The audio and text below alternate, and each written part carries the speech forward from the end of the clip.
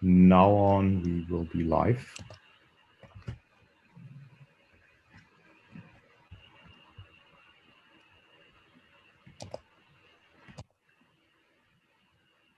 Let's see.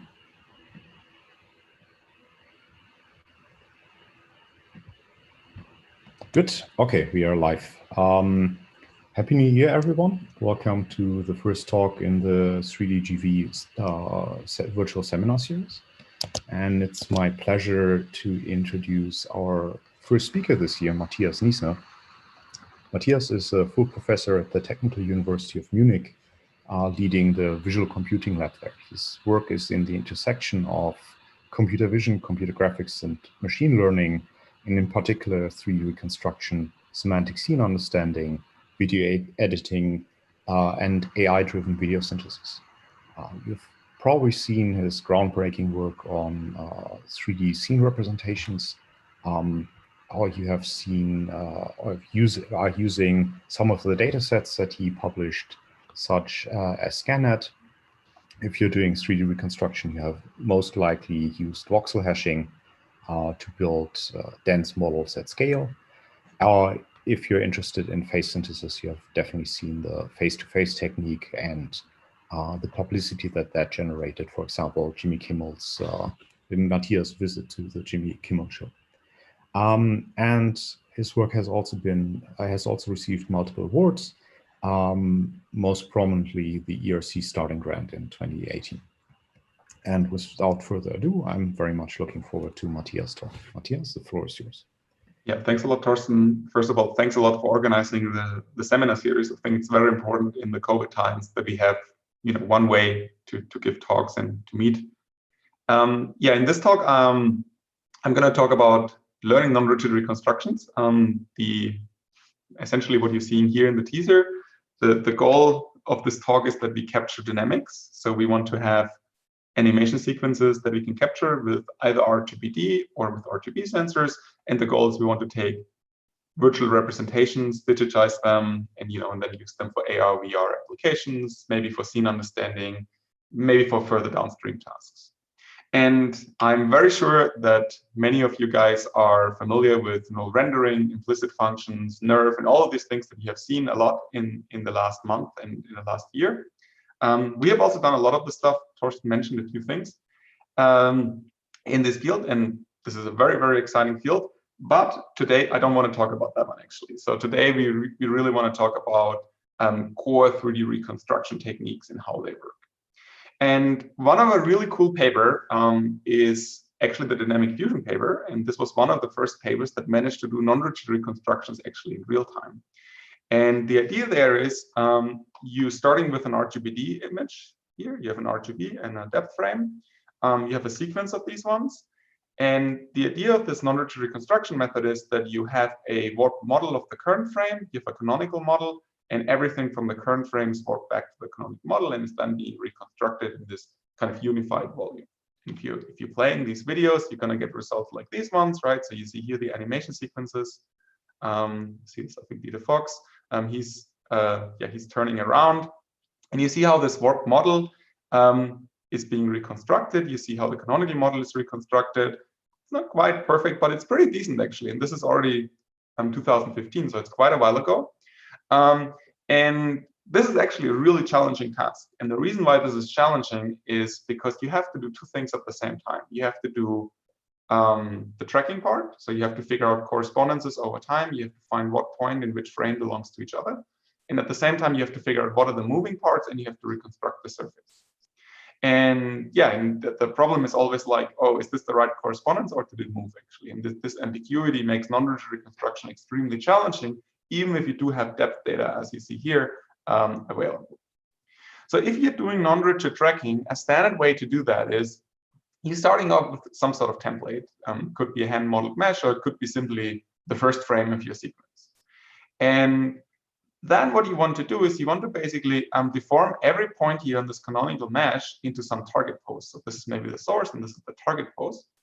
And this is very computationally intense in a sense, right? Like you don't want to do this for every point. Doesn't have an independent deformation, but these points are coupled in the deformation. And because of that, people tend to use deformation graphs And there's many papers in how and what deformation graph is the right one, especially in the geometric processing community. People have done a lot of things there. But basically, this is a subsampled version of the original mesh, and you have a bunch of these nodes. These nodes have connectivity that is often predefined again on the first frame. But then what you're doing is you essentially rigging the canonical template with respect to the deformation graph. Now you're finding correspondences with the target, in this case, a depth image. So you have this kind of depth ICP. So you're finding nearest neighbors or nearest points. And then what you're trying to do is you're trying to optimize for the tracking. And for the tracking, you essentially have two things. You have a data term that says, oh, everything you're seeing here now should be mapped to that target here. And you want to have some sort of regularization that typically tells you, well, nearby points move similarly, nearby point move kind of as rigid as possible. That's a very common version. And there's a lot of different regularizers, but you have to regularize it in order to avoid these ambiguities in terms of not mapping every single point to another single point, right? And I want to talk about one specific example of what people use for these terms. And there's a very popular paper for non-rigid deformations, which is this paper from Olga Sortin-Hornum. She published that in, I think, 2008. It's quite an old paper actually by now, but it has a lot of impact in my opinion. And it's a paper that is still very, very popular in that field. And what people do there is they go ahead and have an initial mesh, they have a deformed mesh, you have a data term. For instance, you say this leg here, this point here should go here. A point here on this leg should go here. And you can do this with many handles in the deformation here, right? And what your goal is, this fitting term wants to minimize the distance between these correspondences. In this case, this is a deformation paper, meaning that these correspondences have been chosen by hand, but they could also be obtained with an ICP or with a neural network now in order to predict correspondences. And this is the fitting term. This is our data term now. We want to minimize that. Typically, you minimize it in a least square sense. So we have an L2 norm here. And the second term, what you want to use is, for instance, an RR term is this as rigid as possible that says, well, for every point and its neighbors, you want to make sure that locally you're making it as rigid as possible. So, right, my neighboring point should also move in an as rigid as possible way. And the way you do this is you have a very simple term, actually. You just literally look at the edges here. So this is like, take one vertex, take all the vertices around that vertex. So this is basically a loop over all the edges around one vertex, right? So this is one edge, and this is the deformed edge. And you're trying to make sure that you're finding a deformation matrix that for one fan, you can map it to another. And you're trying optimizing these two terms. So they might contradict each other a little bit. They're not perfectly solvable in many cases, because as rigid as possible would mean like everything should be rigid, but that contradicts the fitting term because you have some non-rigidity and you're optimizing that. A simple way to optimize that is using a simple gradient descent solver then. So what you do is, right, you compute the gradients of the term. But often what you do in practice, you're using like Newton's method or another second order method like Gauss-Newton, which approximates Newton, or like 11-bit-Marquardt or so in order to solve these kind of methods. Yeah, so this one is non-rigid tracking, right? So we have this data term, we have the regularization term, we try to solve them, but we're assuming here the correspondences are given. And if you're talking about non-rigid reconstruction, we have to now go ahead and say we also update the model at the same time, right? So this is what this dynamic fusion paper did, is they did tracking on one thread kind of, and then the second thread they updated the canonical model, the template, based on new depth measurements. And they also updated the deformation graph as they get new data. And they did this with signed distance fields because these were very popular at the time. They're still very popular right now with implicit functions in neural networks like MLP-based implicit representations. They kind of use these data representations. In this case, this is explicit. So what they do is they use a deformed SDF. So they have a grid, right? This grid for every cell here encodes a distance value. They can render a depth map. You can do an isosurface extraction with a margin cube or a raycaster. Either one works. You can observe then the virtually observed RGBD map. You map this to the real observed RGB map. You get correspondences with like projective ICP correspondences or so.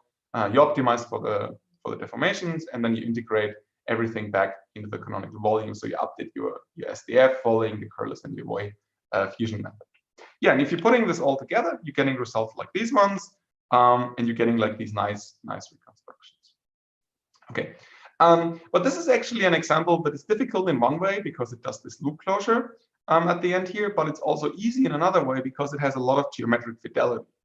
So one problem is often when you're talking about non-rigid reconstruction, you see very contrived sequences. And the reason why you see those is because they needed to have the features to find good correspondences.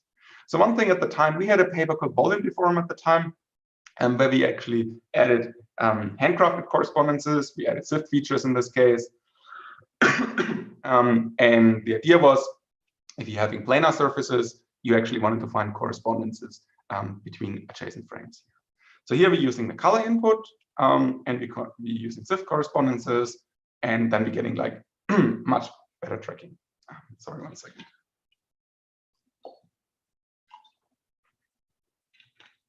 Yeah. Okay, so that looks pretty good if you're using the SIFT correspondences here. We're getting actually a lot more robust reconstructions. But a big weakness, of course, of that is we're using handcrafted correspondences like SIFT. And as you see, this is a paper in 2016. This was when, well, deep learning was kind of on the rise, but it wasn't quite there yet. But the big question is, how do we actually learn these correspondences rather than handcrafting them?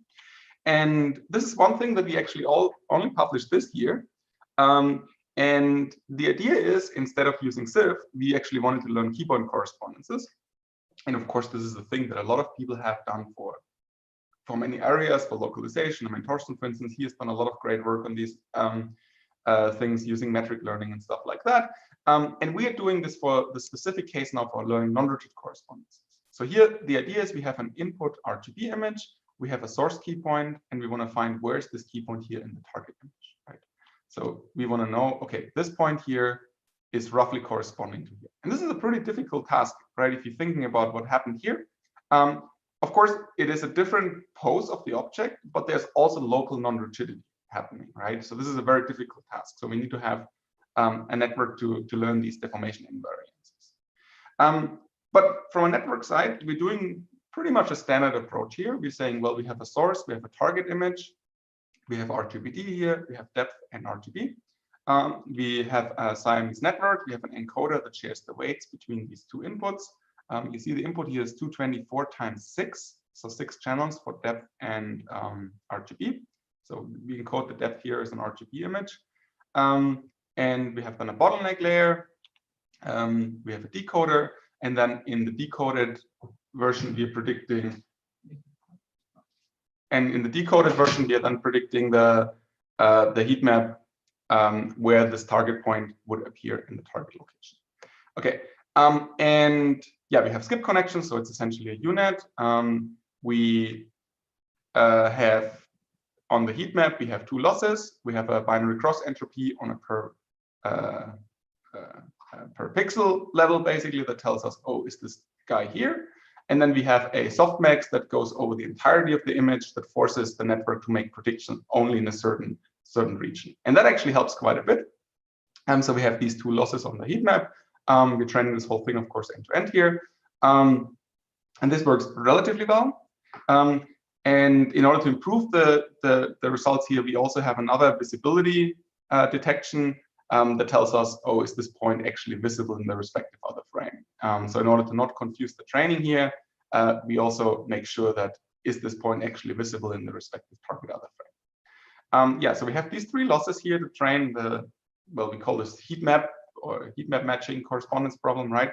And yeah, we're training this, and if you're training this, you're getting results that look like this. So here we have a reference. These are the source key points that we took here.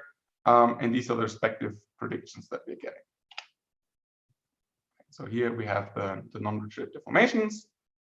And we're seeing, yeah, I mean, it's pretty good, right? Like you see this person's moving, but we're seeing a relatively stable correspondence prediction. Here we see another example here. We're in the shirt, right? We have the source correspondences and the respective targets. So we see our heat map predictor gets actually pretty good correspondences. Let's see another example.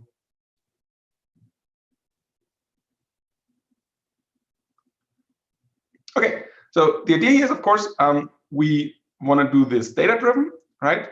And the way we do this in practice is, of course, not just for one point. So in this case, we're taking a reference image here. And for this reference image here, we're mapping always the current frame to this reference image. And then we're running, as you see here, we basically just sampling the whole image. And every point we're interested in. For these points, we're running the network. So for every point that we want to match, we run the network. For every point, we're getting a heat map in the respective target. And these are the current predictions that we're getting, right?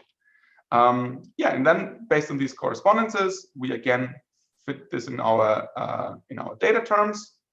And this then will be combined with the regularization that we had before. We also use a deformation graph with Arab here. And we jointly optimize that, and then we're getting canonical shape here, and we're getting the warp model.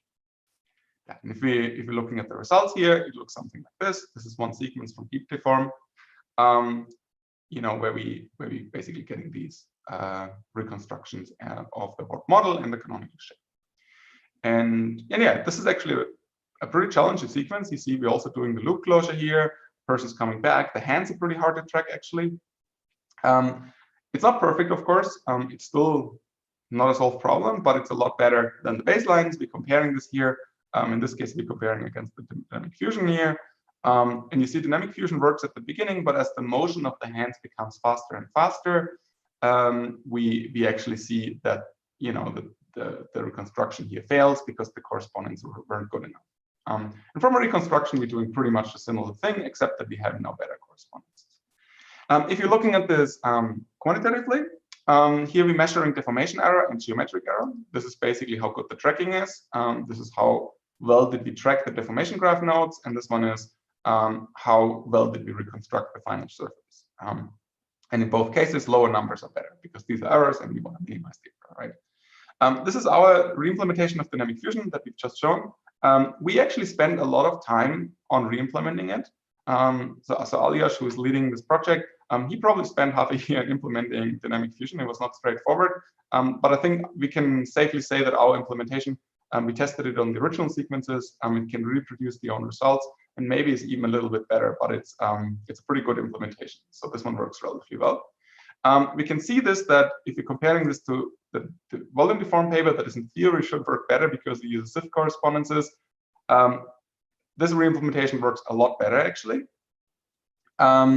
You see this from the geometric error here. It's like massively better. We also now use this dynamic fusion re-implementation and adding 3D match features here. So we're using traditional geometric features that we trained, and we're adding these sparse correspondences in order to get additional constraints. And what we're seeing here, if we're doing this naively, we're actually increasing the error. We're not really helping it. And the reason is very simple. This is a key point matcher that is trained. We trained 3D match here on non-rigid correspondences. But the key point matcher just says this key point has to be specifically on this key point. And the problem is you're basically doing detection of key points first, and then you're not allowing the key points to move. And this creates subtle disambiguities locally, which is not as good in a sense, right? So our approach is a little bit different. Instead of detecting key points in both frames first and then trying to match them, what we do is we detect the key points in one frame, and then we're trying to predict the heat map on the other frame. This works a lot better, actually. And this is what we're getting. Yeah, we're basically able to halve the deformation error, and we're able to halve the geometric error. And again, these two methods here are trained on the same data, just to clarify that. But the difference is that we're using the heat map predictions instead of using key point matching that extracts key points first. Yeah, and again, if you're looking at the results here, we're seeing that against dynamic fusion, especially when the sequence becomes a lot faster. These are like very hard sequences here of dynamic fusion. It's very planar, right? This is a very difficult sequence in this case, and we are pretty good at this. We're not perfect, but it's pretty good. We're also comparing against the mono FVV paper from Go et al. That's from Yevens Leo's lab. Again, very difficult sequence for these like planar surfaces here, and we're doing a lot better. On the human sequences, the mono FVV paper does a lot better here. But it also, as soon as the motion gets faster, it actually becomes a lot harder to track all the fine scale detail. Yeah, so this works pretty well. There's one minor detail I didn't mention here. I said, oh, we have a data-driven paper here. The question is, how do we train these whole things, right? Like the data is, of course, a big question. What's the availability of the data here? And we actually wanted to do this project for quite a while, and it was very difficult to get data. And at the end of the day, we decided, oh, we just created our own data set.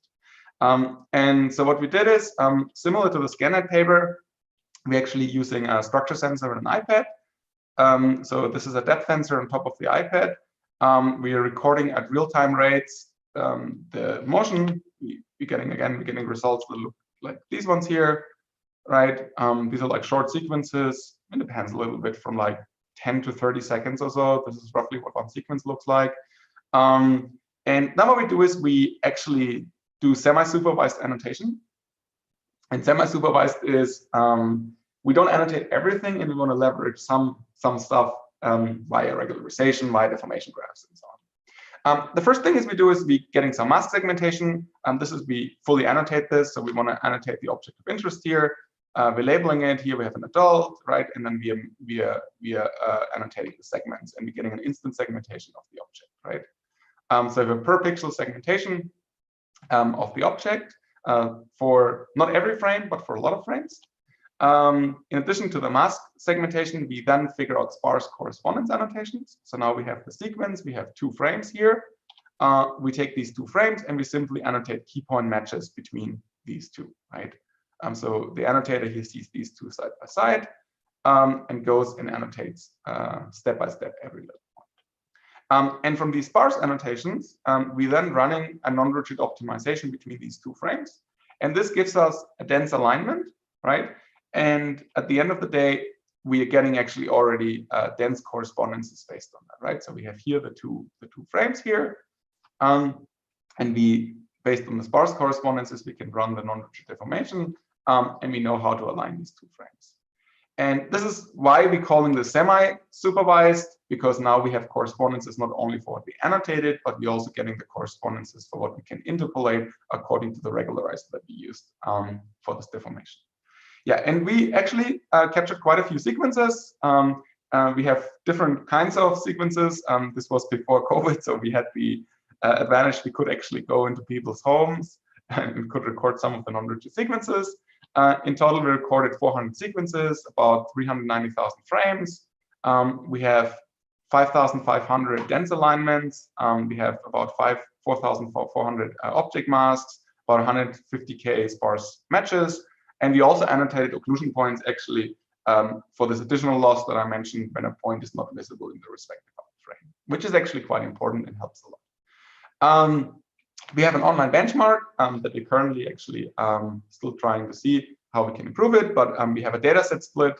We have 340 of the sequences in training. We have 30 in validation and 30 in tests.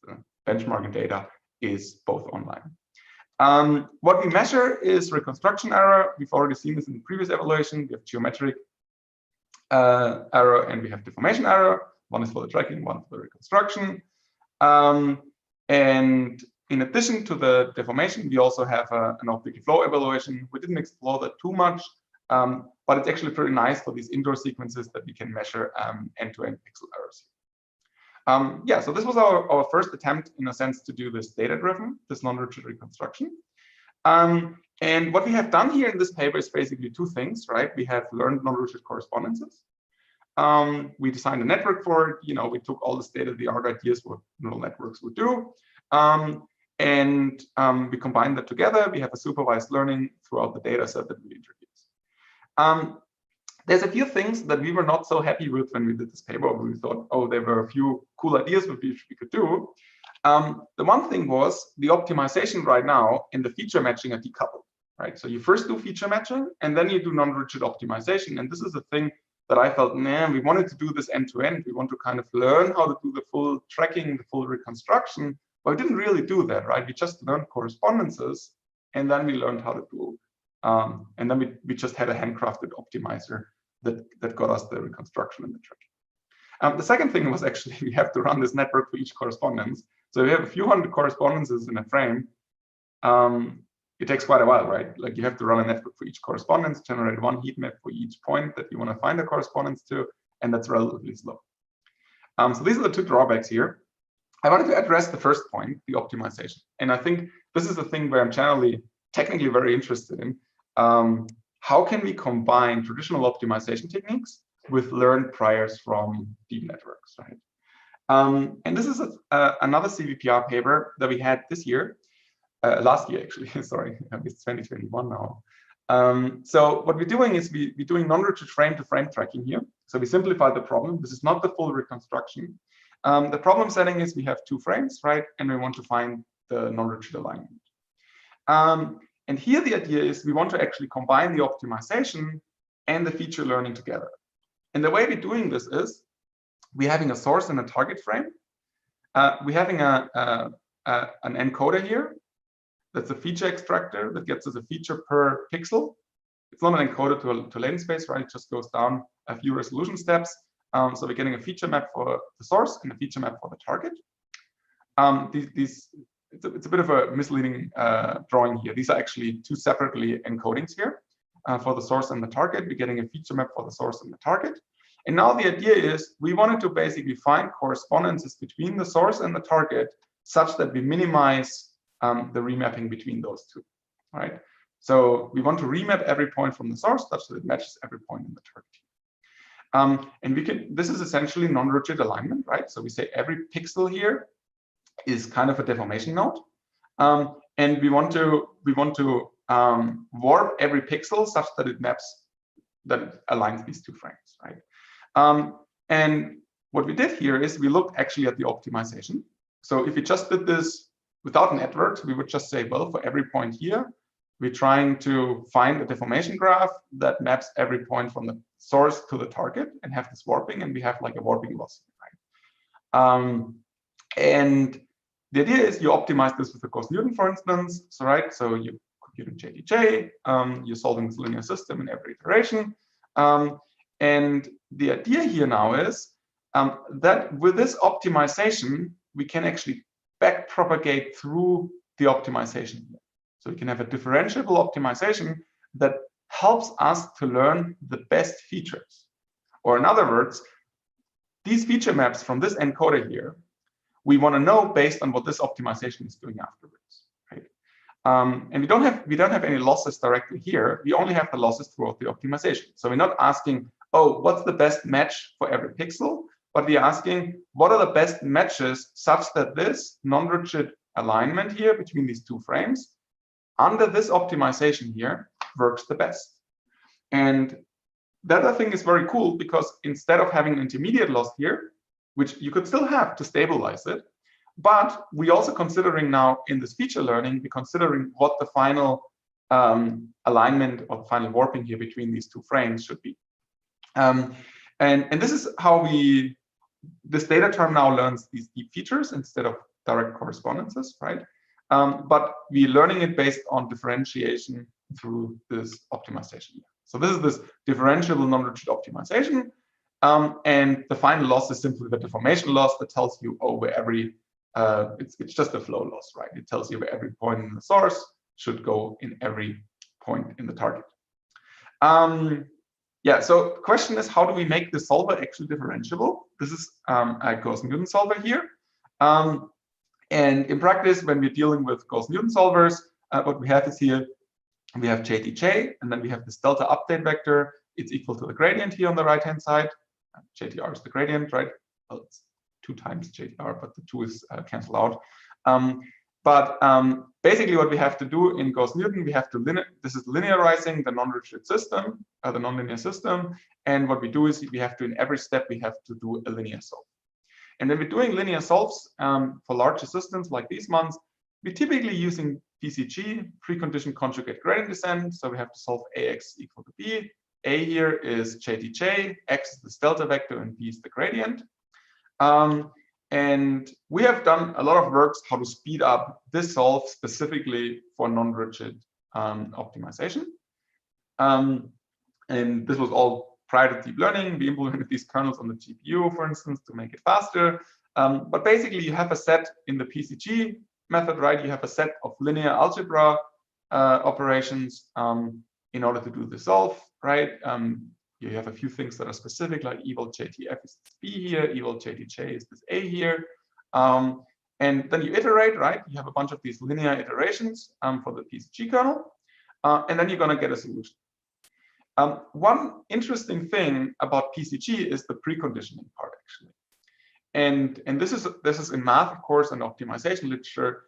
There's a lot of different ways how to do good preconditioning. There's a lot of different ways how to do that.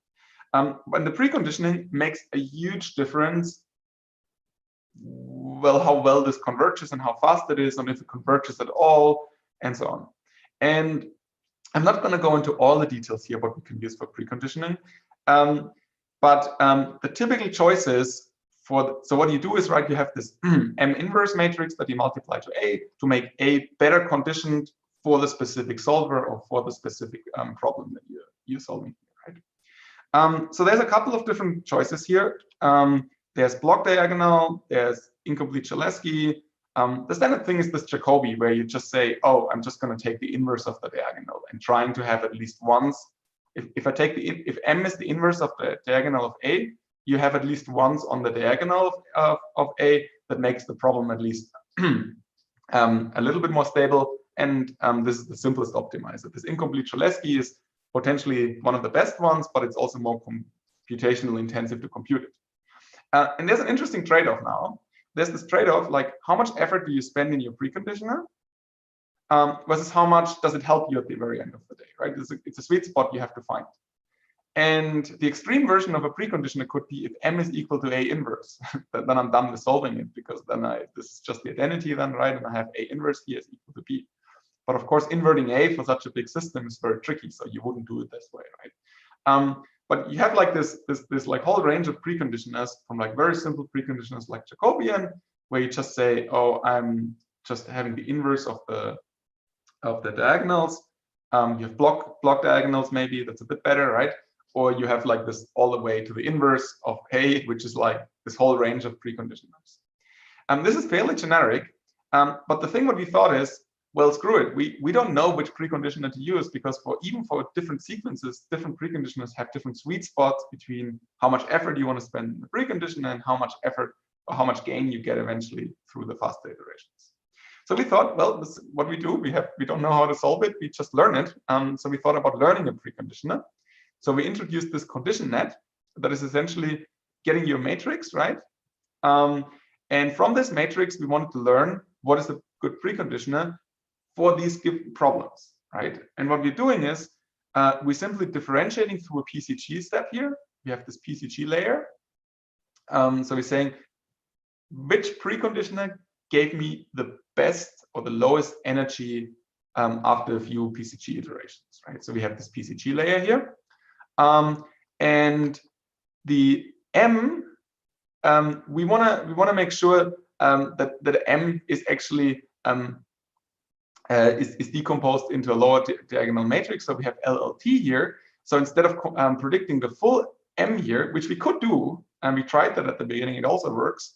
But the idea here is if you only predict the lower triangular matrix and then compute LLT, which is equal to M inverse, this is actually better because you only have to predict half the matrix here, right? Which is nice. And yeah, and the core idea is now we're learning this preconditioner by differentiating through the PCG solve. And the loss is essentially how much can we minimize this loss after these n iterations that we're using for PCG, right? And now there's a few variations we can do. And I already mentioned we're using here this lower triangular matrix. But you can also use just the diagonal matrix, actually. You can also use a tri-diagonal matrix. And basically the question is, how many of these variables do we want to keep free and want to allow the network to make some predictions? So we have different variations here. We have a dense that is saying the whole triangular matrix. We have sparse and diagonal. So diagonal is the middle here, and sparse is, I think, 3 diagonals or something like this. It's a few. And then we have this preconditional loss that tells us we want to minimize this term here to the best of our ability after a few iterations. And again, if you're going through the back, we're differentiating through the PCG steps here, right? Okay. And the question is, how much does it help us? And in practice, it helps actually quite a bit. So these here are the number of PCG steps that we're doing, and these are the residuals that we're getting after these PCG steps.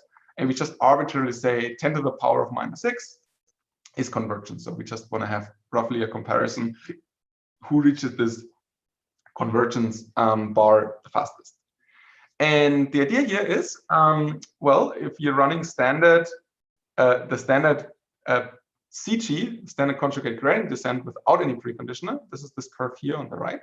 So it's the slowest in terms of conversion. If we are running a block diagonal, that's this curve here, right? It's a little bit better. Incomplete Cholesky, which is what many people actually use because it, like without any learning, it's practically pretty good. But if you're using actually our learned variations, right, it gets a lot better actually. If you're thinking this is like 13 or so iterations, the green one here, this is our best variation that we had compared to the, you know, what is it, like 37, 38? It's quite an improvement in terms of number of iterations. We have to, of course, run a network, right? It comes at a cost. So the cost is we have to run the network, but it's just a forward pass for the matrix. It's not that much effort, right?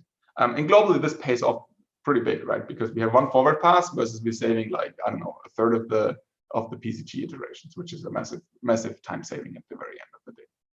Okay.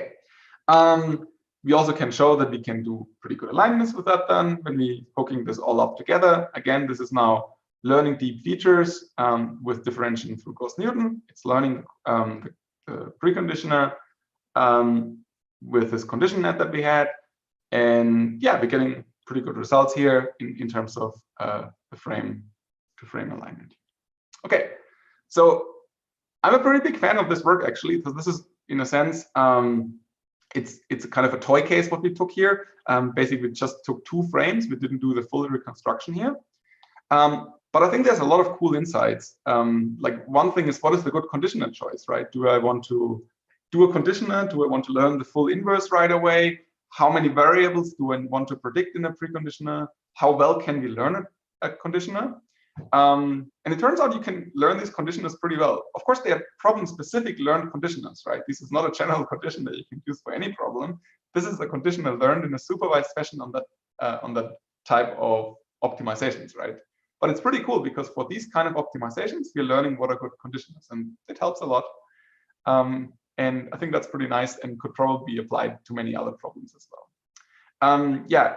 This thing what I mentioned, we're learning it only on a 2D grid right now. This is just frame-to-frame alignment where deformation graph nodes live on a uniform grid in image space. Basically, as a subset of the pixels are deformation graph nodes.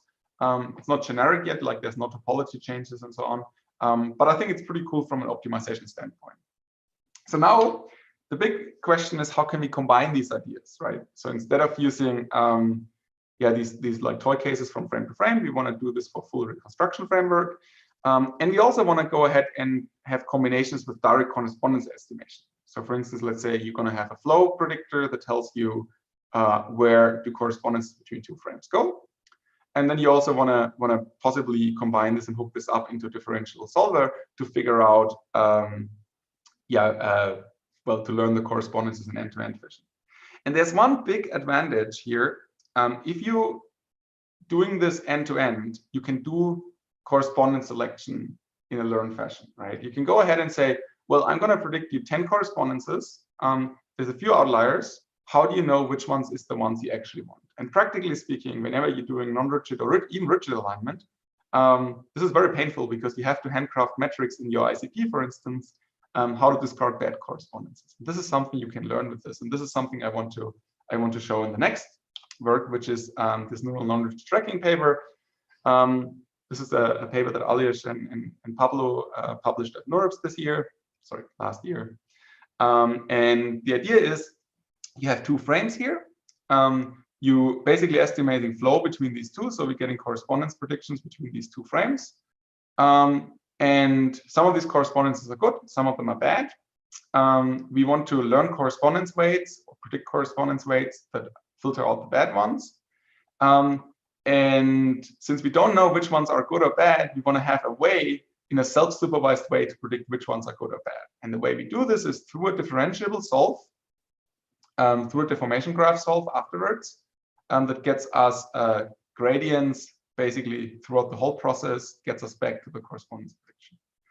But yeah, otherwise, this is a full reconstruction framework, right? You have two frames. You want to align the two frames. You have correspondence predictions. You have a solver of a data term and a regularization term for the non-rigid solve. And at the end of the day, we want to get good reconstructions, right? But yeah, so the key thing though is like what I'm really excited about is this correspondence weighting. Like, how do you select good and bad correspondences? So traditionally speaking, people have been doing this with robust estimation. So you have a robust kernel and you're estimating these kind of things. But I think this is very tricky. Whenever people have done robust estimation and robust optimization, you will see the kernel matters. It's a lot of hyperparameter optimization. And I'm going to show you that this is really easy, actually, if you just differentiate through this whole thing. And you can learn these in a self-supervised way. So we want to look at this part here, right? And to be a bit more specific, what happens, this network, for every pixel, it predicts a correspondence, right? For every pixel, we're going to find a correspondence between these two frames. And for every correspondence, the network predicts a single weight, right? And in 3D, this looks like this. This is our correspondence prediction, right? And yeah, some of these correspondences are going to be bad, right? So you often see these ones, but this one, for instance, maps to the background here. And these outliers we want to get rid of, and the greens ones, the inliers, we want to keep. And yeah, the way we do this, as I mentioned, we have this differential solver. The idea here is similar to the previous paper. We do have a Gauss-Newton solver here. We have a PCG in the inner loop, and we can differentiate through every single linear algebra step that we're doing in the solve. And then we have a this is the deformation graph. And then we're gonna, based on this optimization, right, this is how the alignment will look like at the end of the day. And this, in this case, there was not a lot of non-rigidity, but we aligned these 2 point clouds to each other. Okay, but yeah, so the big thing is this gradient flow that goes then from the final loss to the end. And I wanted to talk a little bit about the loss, what we actually have, and how these correspondence weights are now actually being learned. And the whole pipeline looks like that. Again, we have here the two frames. We have these correspondence predictions. We have based on these two images, we also predict the correspondence weights, right? That says for every correspondence we're predicting, we have another W variable that we multiply with that weight. We have a direct loss on the correspondences. This is just the flow loss that tells us a supervised loss from frame 1 to frame 2. Where should this point go? And for every correspondence that we are now predicting here, we're predicting these weight variables for each correspondence. We're simply multiplying the correspondence with the weight. So if the weight is 0, this correspondence will not influence the solver. And if it's 1, it will influence the solver all the way. Right, then we're computing, doing our differentiable solve with Gauss-Newton. And then we're having two final losses. One of them are on the graph nodes, and one of them are on all the dense points outside of the graphs. This is just the reconstruction loss. And the idea now is this solver has a choice. The solver has the choice of selecting all the correspondences, assigning a 1 to every weight here. Then I would use just all correspondences. If you do that, this final loss might get high because if we have some outliers, right, it might not work. If we're assigning a 0 to all these W's, then I don't have any correspondences left. And this loss will also be high because, you know, like I don't have correspondences to constrain the problem anymore. And so in a sense, this differential solver has this opportunity or has the capacity to figure out which correspondences, and gives you gradients to say which correspondence here were the most useful ones in order to achieve the loss at the end here. Right? So for the final tracking, for the final reconstruction, which of these correspondences helped the most and which of them I had to reject. And this is pretty cool, right? So you don't need an explicit loss on these W's anymore. You basically just say, well, differentiates to solve, tells you which weights it is. And the advantage is you don't have this trivial solution like in traditional robust optimization, right? So if I say, oh, well, reject all the outliers, then my global loss typically is 0. But here, this loss will not be, this solver will not do anything reasonable to reject all correspondences. So the trivial solution is not possible. And I think that's really cool, and it works extremely well actually in practice. And I wanted to show you some results here. So this is a quantitative evaluation on the deep deformed data. This is just the flow model itself, basically. This is just this is like not with the robustness. This is just with no weight estimation. This is just every weight is set to 1. We're having flow, and we're differentiating through the solver, and we have the flow loss, we have the differential solver loss, and we're seeing, first of all, we're trying to see if differentiating through the solver helps us to get better correspondences without the weight estimation flow. If you're just literally having flow alone, this is standard flow. You're getting about 67 millimeters in terms of error on this benchmark. If we are differentiating through it and have a loss on the graph, it gets down quite a bit. So that means differentiating through the solver. So using the gradients from the solver just to estimate correspondences is a very useful thing already. And that's a good thing, and it comes to no surprise. Basically, it learns how to make less extreme correspondence predictions, right? Like it doesn't do these crazy predictions anymore. It helps. It's not massive, but it helps quite a bit. If we're having the dense term with the warping loss, it helps. It works a little bit better. But now the interesting thing comes. Now we are adding basically the weights. So we're trying for the network to figure out which correspondences should it select. And there's two choices we can do here. We can have supervised, that says we have an explicit loss on the weights and saying, well, this was a good correspondence, this was a bad correspondence. So based on the data, we can do that. Or we do it self-supervised, which what I was proposing, and saying, no, let the solver figure out which weights it should assign to, and should learn what are good weights for this specific solve. And the interesting thing is, first of all, using weights, getting rid of outliers is a very good thing, right? This massively improves the performance. Doing it end-to-end, which is what this one here is doing, helps also. But the cool thing is actually the self-supervision without actually assigning explicit weights. Even with supervised learning, the self-supervised version outperforms that. So in other words, learning it based on what worked best for the solver works better than in the training knowing which correspondences were the best. So I think this is really awesome because this is like massively better. And it's also the simplest version in a sense, right? You don't have to train on explicit correspondence weights. We also compared it against state of the art. We compared it against dynamic fusion. Again, this is our implementation. It's pretty good. Volume deform was not that great. Deep deform is what we had before. And this is all of our variations that we have. So we see we're a little bit better than deep deform. We're not that much better in terms of the absolute accuracies or the absolute errors. But the advantage here is this is a single shot predictor, right? Ours is just a single forward pass now, whereas deep deform, we had to run the network for every point. We had one network and one heat map prediction. So we're about 85x faster, actually. We only need a single forward pass. So we are better in terms of error, but we also a lot faster. And visually speaking, the error might be a bit deceiving, but practically speaking, it actually shows that we are quite a bit better, especially for fast sequences. And yeah, I think this is pretty cool. I mean, deep deform works to some degree, right? But sometimes it loses the tracking a bit temporarily. Here we have another comparison against dynamic fusion and mono FEV. Again, these methods, they struggle on these like planar sequences a lot, right? This is a very difficult sequence. Yeah, so the good thing here is this code is actually now available, which is very nice. So people can download that code.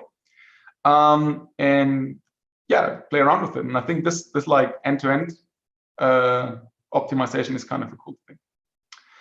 So far, we've been talking about tracking. I wanted to show, I don't have a lot of time left, but maybe like another 5 or 6 minutes. I can quickly give you a brief introduction of going another level further and saying we don't just want to do tracking, but we also want to do the reconstruction. And again, we're in the same setting, but in this case, we're taking Connect Azure data. And we have a point cloud here. And now we want to actually use deformation graphs, not only to encode the deformations, but also encode the surface and have an optimization that does both, that optimizes the surface and optimizes the reconstructions at the same time. So one thing what we're doing here is we're having a deformation graph on this input point cloud or input SDF. And This deformation graph here is now supposed to also encode the surface.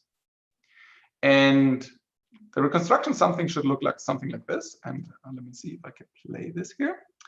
And I wanted to go and convince you that it makes sense. As I said, I don't want to talk too much about implicit functions, but I wanted to convince you that it makes sense to use a deformation graph as a proxy for implicit functions. So every deformation graph node is kind of an MLP that encodes here the result. Yeah, so if you're playing this is the input point cloud, this is the reconstruction, and this is going to be the deformation graph, right? And these reconstructions look pretty good. And the reason why they look so good, actually, and even for these complicated fast sequences, is that we have a very good optimization for the deformation graph in a global sense. And I wanted to quickly show you how that works.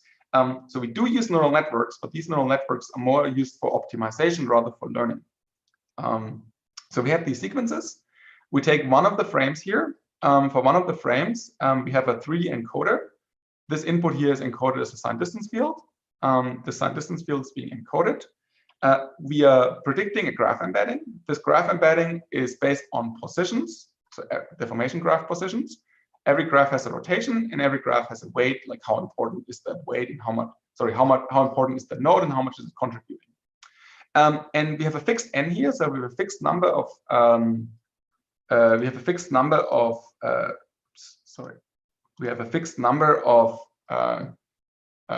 deformation graph nodes. In practice, we use something like 100.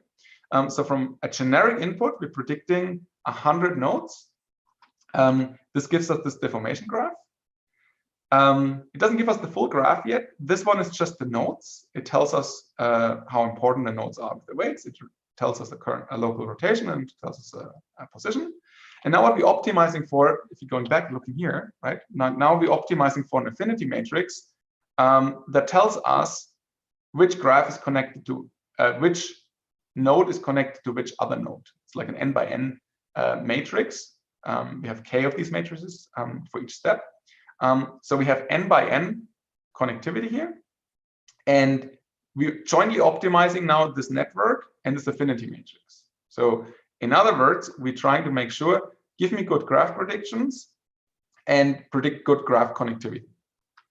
And this is based on the sequences. So we're taking one frame here to make sure, oh, did this graph here explain this one frame? Did it explain the other frame? Did it explain the other frame? And so on. So we're taking all the frames, and this is nothing else but throwing all these frames in our train set and just optimizing a network globally over all of these frames, right? And now, once we have this deformation graph, we are assigning a local MLP to each of these deformation graph nodes. And from these deformation graph nodes, we are sampling in the local coordinate system, projecting into the local coordinates. And we are sampling this MLP of what the local surface, the local distance field value should look like.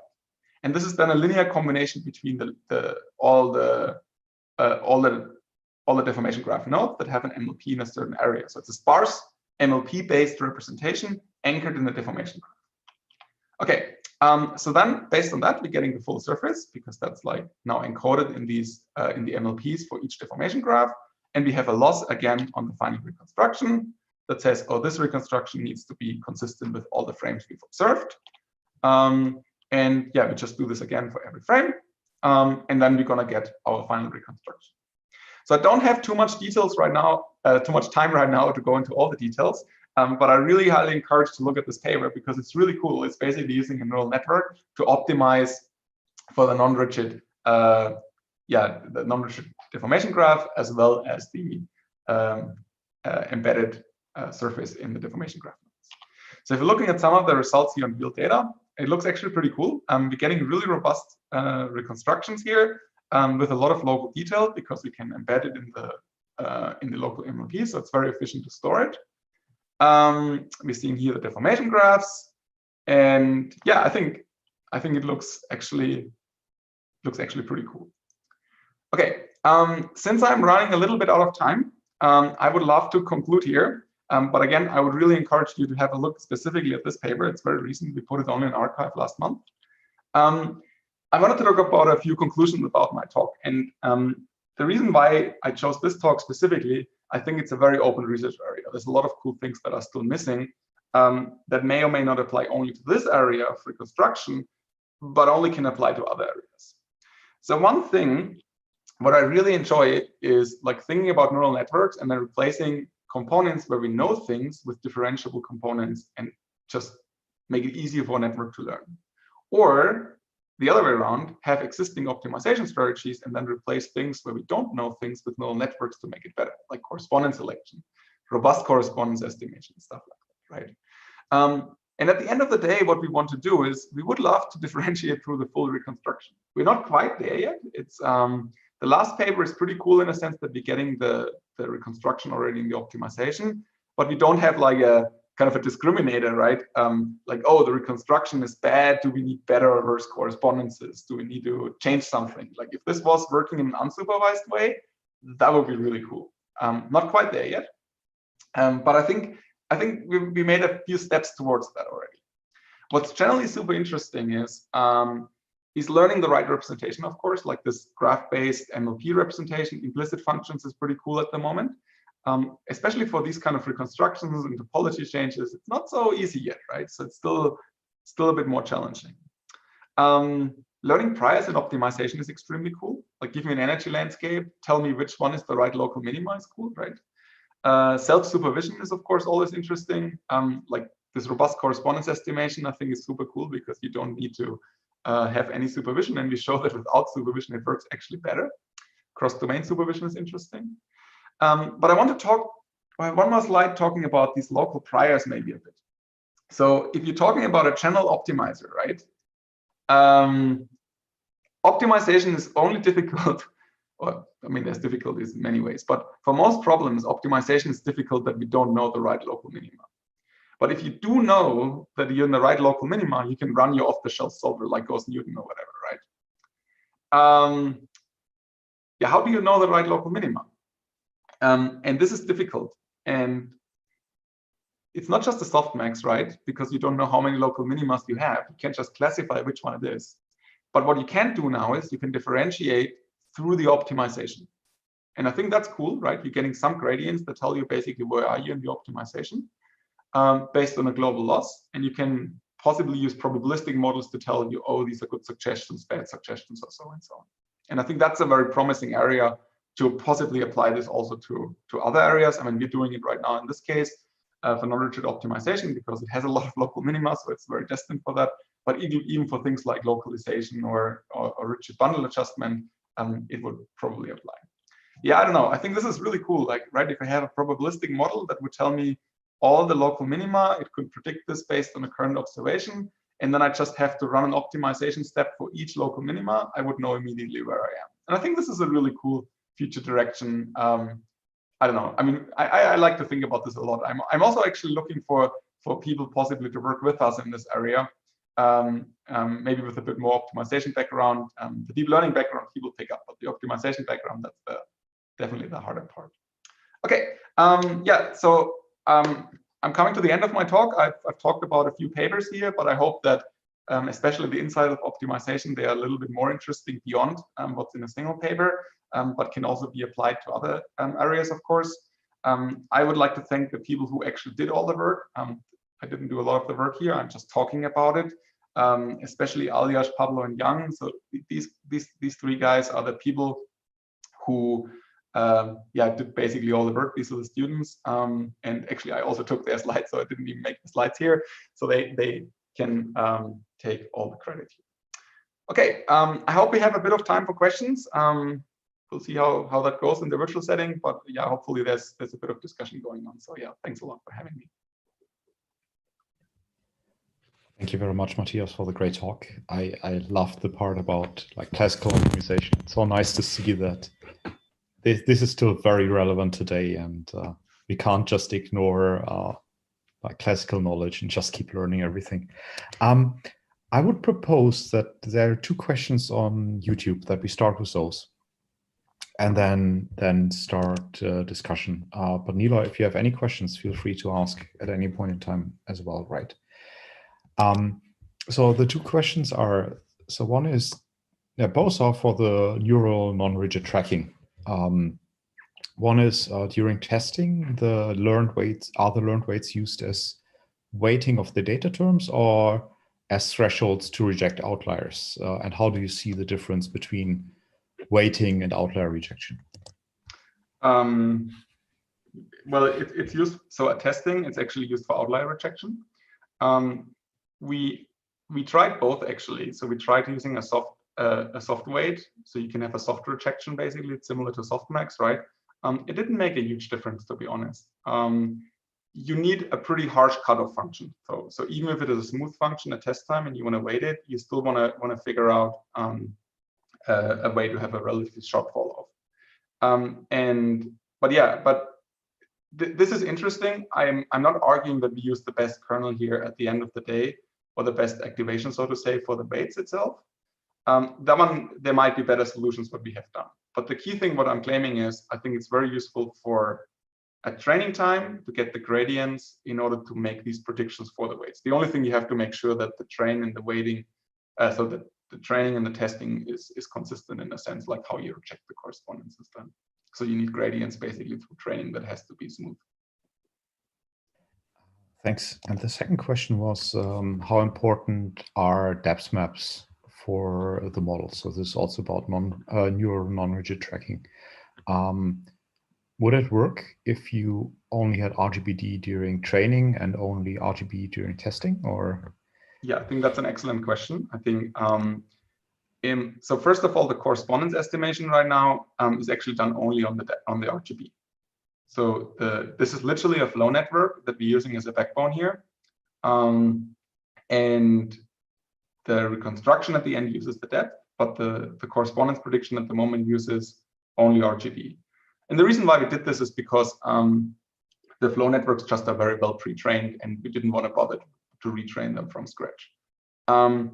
For the final reconstruction at the moment, we do need the term to construct the deformation graph and to get the final reconstruction, like basically applying the RUP regularization terms and stuff like this. But I think it would be fantastic if you could combine this with depth estimation networks and so on. This is actually something we are trying right now. We're very interested in getting this one to work without any depth data.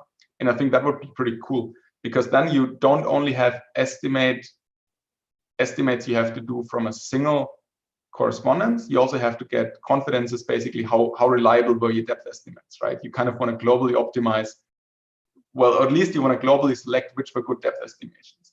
And I think this would fit very well in RGB to depth estimation networks, because these ones tend to work pretty well when you have planar surfaces, and they tend to work not so well when you have silhouettes and edges. So on the edges, you have less confidence, but you might have another view where you have a better estimate where it's more frontal right. And I would love to basically combine estimates from different views with different depth estimates, and then get like globally the best estimation in terms of the final reconstruction. So yeah, right now we need it, but hopefully we can get rid of it in the future. Thanks. I actually have a question for the two of you. So like rigid structure motion, rigid 3D reconstruction has been widely applied because it works rather well in the wild, so to speak. So you can apply it in a wide range of conditions. And my feeling for non-rigid methods is that they're still confined to lab setups where you have a nice background. And you only have a single person moving. What do you think would it take to go into the same robustness as rigid methods? Maybe you want to start first. First of all, Matthias, I want to congratulate you on this series of work. It's really nice to see like we're getting closer and closer to end-to-end tracking and reconstruction and also dynamics. Linking to Torsten's question, I have some questions about some of the details. We'll get to that. But linking to Torsten's question, I think the fundamental difference is in the number of variables, if you want to talk about optimization. When we talk about rigid transforms, we are talking about AC3. So it's like 6 parameters. Like if you have the right parameterization and the transformation groups are very well understood, they have nice properties that we all are familiar with, we love. But when we go to non-rigid tracking, as Matthias showed, it just blows up the number of parameters. Like even if you do the sparse setting of the deformation graph, it's a sparse, but still it's not like it's quite a few orders of magnitude more, and we have the regularizers becomes much harder to work with. Maybe Matthias, you want to continue? Yeah, I agree. I mean, if you just considering it, right? Like, I mean, for instance, for the neural deformation graph paper, we have 100 graph nodes, right? Every graph node has 3 variables for the positions and 3 for the rotations. That's just the standard deformation graph. So it's like 600 parameters versus 6 parameters. That's already quite something, right? And then you have other problems. You don't even know what the deformation graph should look like, right? You first have to extract it. You have to figure out the connectivity of the deformation graph and so on. So that makes the problem extremely hard. And it's a fundamental question, right? You always want to understand, is this the right, does this point map from A to B here? Is that because of the viewpoint change? Or is it because something else changed on the non-rigidity, right? And this ambiguity is very difficult to do. And I think from a learning perspective, and this is where I like deep learning and these kind of things a lot, there's a lot of opportunities to learn priors in terms of how does non-rigid motion look like. And as long as we can incorporate this in the reconstruction, that's why I'm so excited about the end-to-end stuff here. I think we're gonna stay to toy setups for quite a while. So we have to really figure out, like me as a human, I know when things move together, right? If you have a jacket or so, or some cloth piece, I know how the cloth piece moves roughly and behaves because I have a good prior in my mind. How do we get these priors in the optimizations? How do we make regularizers benefit from learned priors? That's the key thing. Yeah.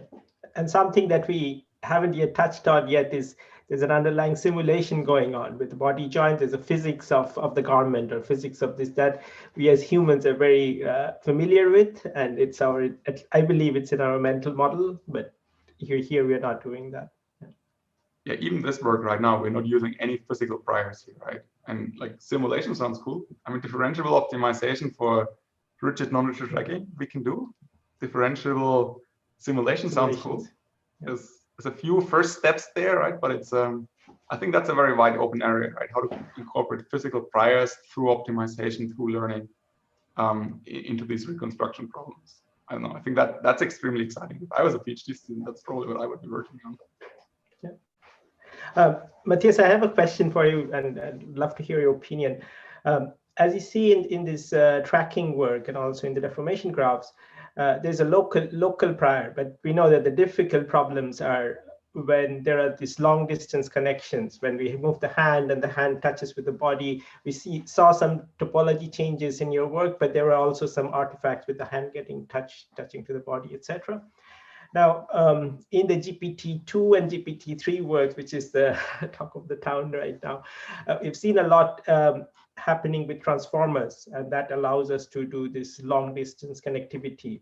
And we have seen also in Justin's work that there has been at least some attempt of doing correspondence with transformers. Do you see that's something that can emerge, or? Yeah, that's a really good question, actually, right? I mean, I guess the work from Justin, you mean the ICP work with the transformers when you're finding basically pairwise correspondences with an attention mechanism. In this case, it's of course a lot harder, right? Because it's not just correspondence finding, it's also the connectivity and the topology you have to optimize for.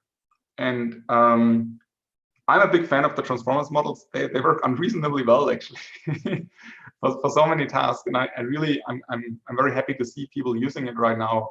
There was a paper from Ludlin Colton's group. They did this for point segmentation recently. So you see, inherently speaking, right, in a sense, you could interpret everything as a sequence here, right? You have correspondences, and you want to figure out how to match these correspondences. So I definitely think about transformers would be a great addition because you can go ahead and encode the whole thing as a sequence of point here, point there. Okay, point is missing for a while, and then it reappears somewhere else. So I think these kind of priors, transformers would be great. I also think the graph methods are a bit like Michael Bronstein and so on. These guys have done a lot of work on graph neural networks. And I think that part is missing here too. We're not getting good enough features, I think, from, is that a good deformation graph? Did that behave properly? and then what's the time series in the evolution of the graph.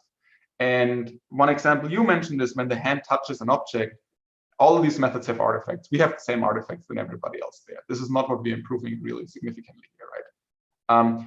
But I think, yeah, learning these priors and making sure that we can kind of reshape the local MLPs possibly such that they respect these priors, that you have even collision priors, right? Like if I touch something, like can I incorporate that in the reconstruction? That I think is a really interesting thing. I don't think it's just a question of replacing things with a transformer in a backbone architecture for feature learning. I think it's a big question of what the right representation should be. Do we have explicit graph nodes as a representation? Do we go full implicit and say, oh, we just have a big MLP for everything and we're just parameterizing it with like time steps, deformation, and so on? This will be, I think, an interesting question. I think we have to answer as a community in the next few years. One more detailed question here. Do you think we should really try to distinguish between correspondence across time, which we call correspondence, and correspondence in spatially, which we call deformation edges? You can think of this as a graph in 4D rather than 3D. Like, do you think there is a fundamental reason to separate these two? They're called differently, but they are connections in some way. Well, one thing is, right, like the time series would allow you to learn some motion priors. Like you would be able to go ahead and like actually, like what you mentioned, like with simulation, like physics priors, you could embed there and you could make a difference there, right? Then the correspondence in the time series would be different. The practical reason why people do it this way is because of the computational complexity, right? You just can't have the 4D graph basically at the moment in any of these methods. But yeah, I don't know. I would love to see that also unifying space and time in a sense in a joint framework. But even for 2D, right? Like if you're talking about videos, like video analysis or so, they still aren't quite there yet, right? They're still running like convolutions first in 2D, and then you have some aggregation later on. Like this still works better because you have some domain knowledge about an image and then you're using that. And the same is probably true here too, right? We have some domain knowledge about how correspondence match and how correspondence move. At least the way how we designed our priors in the sense of the regularizer. But I think in the long run, right, when you want to learn this, you might just try to start with a clean slate and then learn all of it and then learn the connectivity. But of course, it comes with the complexity if you have suddenly 4D graphs.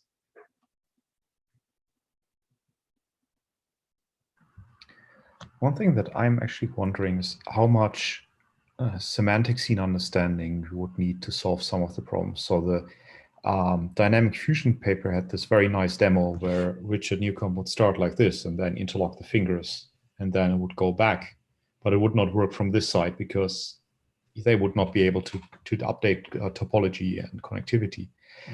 Is that something that we can learn from data, or would we need some prior, semantic prior that would essentially tell us those are fingers, they're physical entities, they can't merge? Yeah, I think this goes back to what deformation priors you can embed here, right? What graph motion is useful?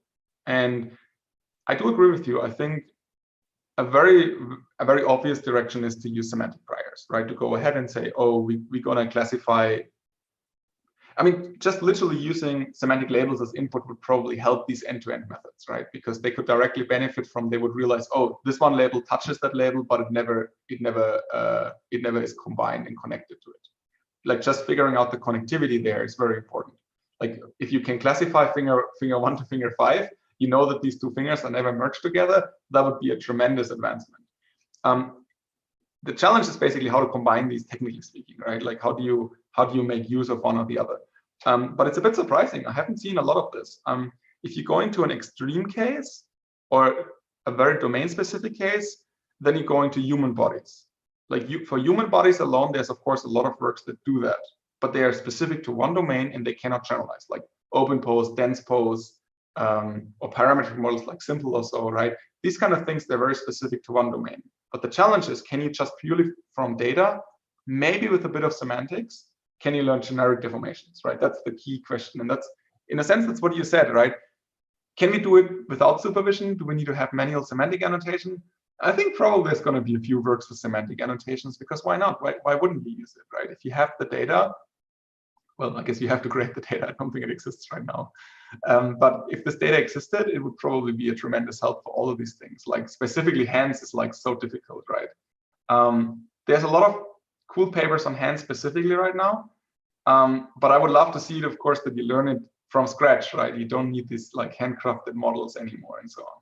So yeah, I don't know. I mean, that's really interesting, right?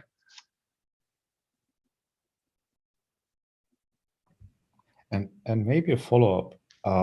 So how much harder are we actually making this problem by focusing on like non-rigidity instead of saying I also want to learn about movement in 3D, so I learn what the rigid world is, what moving through this is, learn about physics, learn about all these things that we as humans pick up in the first couple of years, or at least get an intuition of this, and that actually help us with non-rigidity. Mm-hmm. And also, like, what do we lose by only looking at vision rather than also having tactile input, things like this? I mean, first of all, even the rigid, if you have generic scenes with moving rigid objects, is also a very challenging problem still, right? Because if you say you have a scene with like 10 objects, they all move together, you get 10 times 6 variables for each object, basically more. And there's a few works actually, like Nilo's group is actually doing, we've been collaborating on this for quite a while, that focuses on this specific problem and making this work in generic settings. That alone is difficult. But I do agree with you that it might make sense to get some priors from the rigid scenes first and learn the representations from there first, learn how physics works there first, like rigid body motion and stuff like this. I do agree on that one too. I think this is equally exciting and very underexplored. There's also, if you're talking about like lab setting versus it works on every single scenario, I think standard SLAM with visual odometry, meaning that you have an IMU and stuff like this, right? That one works now to a reasonable degree in production settings. But anything beyond, probably not. that I don't know. I mean, and I think that's a good thing for us researchers, right? It's great because we can do more stuff on top of it. I think there's a couple of work that come to my mind, which I think very recently, I think is a way to go is, like if we have interaction with objects, like if you pick up a cup or a mug and we know the rigid body of this, and we want the hand to be in such a position so that it can grasp and hold that, and that links to simulation again, that it would not fall. It gives to us, like when I hold this cup, you see this, I'm holding it, you can, even if you don't see my other fingers, you know where they're likely to be so that they can support, and that links to the simulation part, but that's probably a few years down the line to link it and having end-to-end differentiable pipelines. How much do you guys think, what do humans do? Do we just learn in a self-supervised way physics and then we infer everything from these features?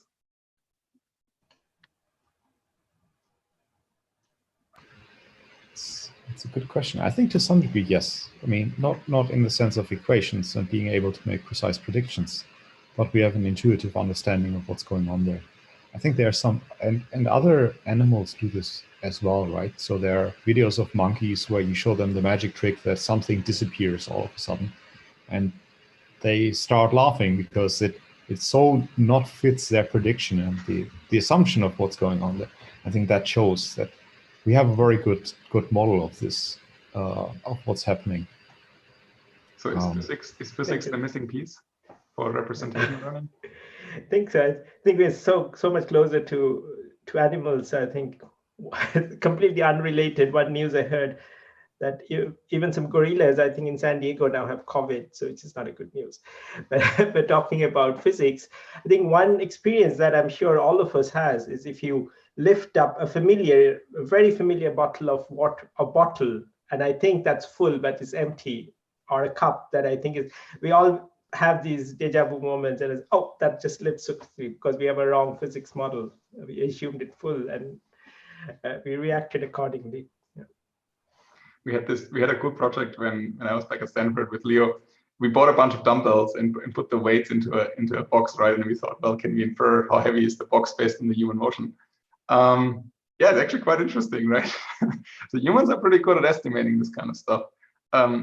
we can train a network that is also pretty good at it. But the problem is we're not learning representations yet that are then transferable to other tasks. Like this, like representation learning and then transferability, we're pretty bad at.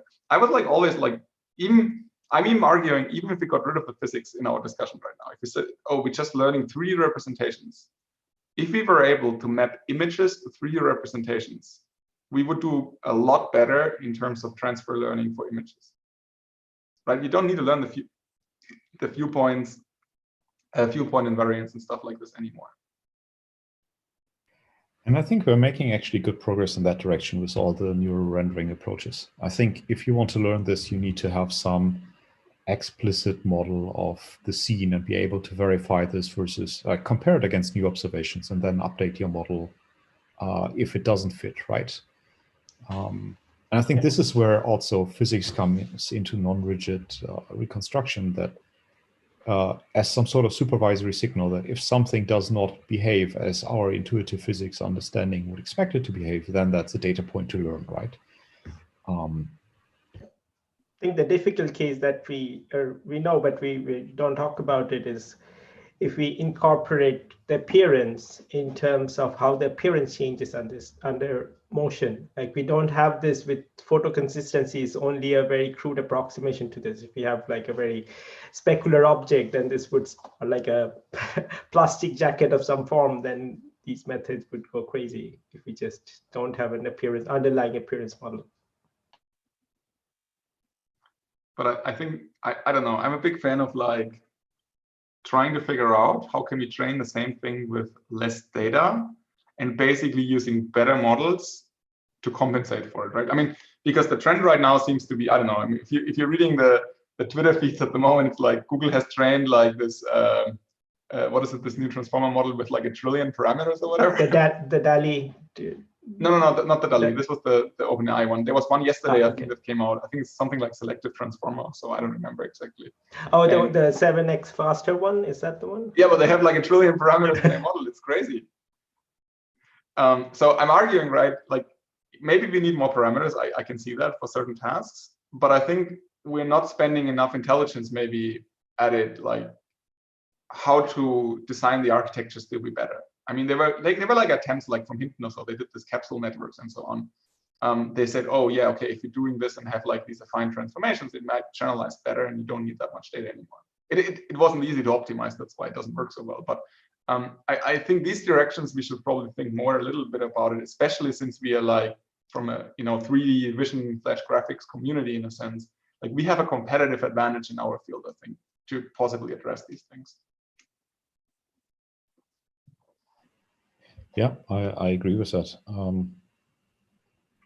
Although in terms of training data, I mean, if you look at humans, we have like what, 30 frames per second, 24 hours. Well, okay, maybe 18 hours or so. But we're not training specifically on one task. That's the difference, right? Yeah, exactly. And we spent a couple of years running into things, hurting ourselves, lifting things out, trying things out, right? Which you should also, I guess, take into account if you say, but I have to train my network on 1 million images. But I think one thing we're underestimating, I think human intelligence is not just, oh, you have a brain and the brain have neurons and you're learning with these neurons like completely new tasks. Practically speaking, we have another iteration loop, which is evolution. Over time, our brain evolved to a certain thing, right? Okay, most humans learn language at some point. We're learning how to walk and stuff like this. And it's not that we're learning this from scratch. Like this is embedded in our architecture already. So we have some specifics to the architecture that we don't need to learn, and we have some prior that we're getting, throughout evolution that has evolved in our brains. And for networks, that's typically not the case, right? We don't do that. We just have a specific task. Here's the architecture. We train it. That's it. But we don't have this outer loop in a sense. We don't have these genetic priors that humans have in a sense. But anyway, I'm not necessarily always a fan to say, oh, we have to do what humans are doing. I mean, some stuff machines are pretty good. I always find it funny when people say, oh, machines are now better at humans at X. I mean, there's many tasks where machines are better, like just simple calculus, right? If you have addition of two numbers, like a computer is obviously better than a human. But yeah, this generalizability we still have to address to some degree in one way or another one. Like this like few shot transfer from one learned representation to another one and so on. I think that's the key. And I don't know, maybe we need physics, but maybe we also need quote unquote only 3D first, and then like have three representations. Like what you said, like implicit functions. Maybe that's a good way to do it, right? Like suddenly we have a way to differentiate very elegantly through a lot of these steps.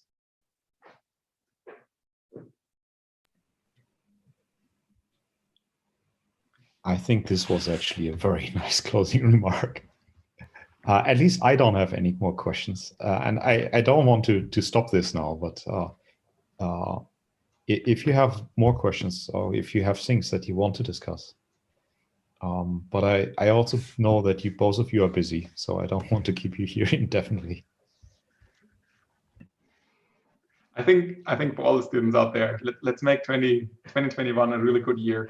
Let's not give up. COVID is challenging, but the research community is moving, and there are a lot of exciting things happening, and we should all work together. You know, try to find collaborations, try to find cool projects, and try to impress everyone. Right? I think there's a lot of opportunity on the table right now. Yeah. And look forward to the time when we will meet in person again at the conferences. Maybe not this year, 2022. Yes. Yeah, just imagine how blown away we will be at the next physical conference of seeing all this stuff live again, and people have been working with less feedback for a year or so. I think that will be very exciting. I think especially for the new PhD students, this is an experience we cannot compensate for in any other way. Yeah, but let's be real. We're also looking forward to just sitting down in the bar and chit-chatting, having a few beers. Cool. Okay. Oh, yes. Yeah. Okay, great. Matthias, thank you very much for the great talk. Niloy, thank you very much for taking the time being part of the discussion. With that, thank you very much.